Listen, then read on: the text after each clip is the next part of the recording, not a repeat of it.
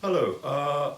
Looking more closely at the war at the moment, Russia seems to me to be being backed into a corner. That doesn't make it less dangerous. Remember Putin's story of the rat that he cornered, that it leapt out and bit his face. Or the rat may have been a metaphor for Putin himself. So we now know that the Kremlin have used a hypersonic weapon called the Kinzal, or the dagger. This is a weapon that, in this case, was loaded with a conventional warhead, but could easily carry a nuclear warhead. And what's extraordinary about it is it goes at 10 times the speed of sound, very, very, very fast. It's very destructive, it's very effective, and it follows an erratic flight path, so it's almost impossible to intercept because of its speed and because of the flight path. Very worrying. I think this is a signal that although Russia may be backed into a corner, it is still extremely dangerous. So it's the first time it's been used in combat, though I think there may have been some attempt to use it in the Syrian crisis.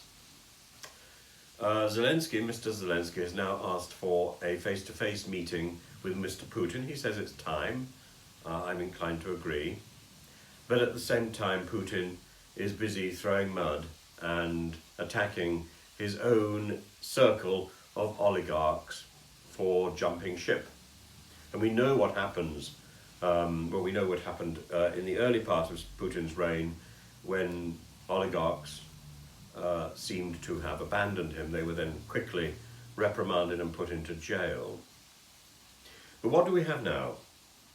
As Mr. Zelensky points out, Putin's attack has not gone the way he expected. Objectives have not been seized, and he's now left to demonstrate a show of force, brute force, brute aggression, indiscriminate attacks on civilians. So if this is the end game, it's not going to be an attractive end game. This is not a winding down, this is a ramping up. Putin is desperate to avoid looking weak. Please follow the channel, ring the bell.